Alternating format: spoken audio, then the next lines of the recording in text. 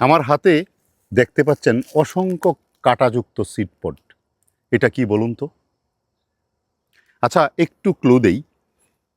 একটা গান নিশ্চয়ই শুনেছেন, আমার মন পাখিটা যায় রে উড়ে যায় ধান শালিকের গায়ে, নাটা বনের চূড়া কাটা ডেকেছে আমায়। এই গানটা নিশ্চয়ই শুনেছেন। এটা হচ্ছে সেই নাটা। এর বোটানিক্যাল নাম হচ্ছে গুইলেন্ডিনা বন্ডাক। এর কাণ্ড এবং পাতা সব কিছুতে, সিডপডের মধ্যেও প্রচুর পরিমাণে কাটা থাকে। এত পরিমাণে কাটা হয়।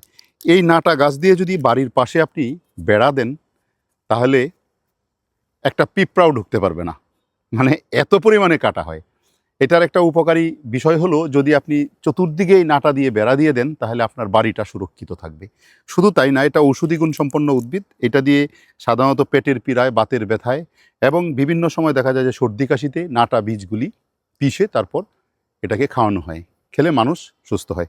এছাড়া এর যে পরিমাণ কাটা হয়, আপনাদেরকে যদি একটু দেখাই, এই যে এই অংশটায় দেখেন কাণ্ডর মধ্যে কি পরিমাণ কাটা হয়ে আছে।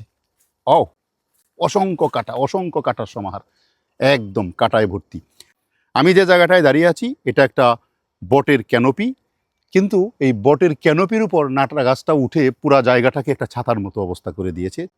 দেখুন, পুরা জায়গাটাই একেবারে ছায়া সুনিবিড় হয়ে আছে, মনে হয় যেন সন্ধ্যা নেমে এসেছে, সূর্যের আলো পতিত হয় না। যাই হোক, এই নাটা যদি আপনারা পান, এর মধ্যে চমৎকার বীজ হয়, সেই বীজটা নিয়ে আপনারা রোপণ করে দিয়ে এটাতে চারা করতে পারেন।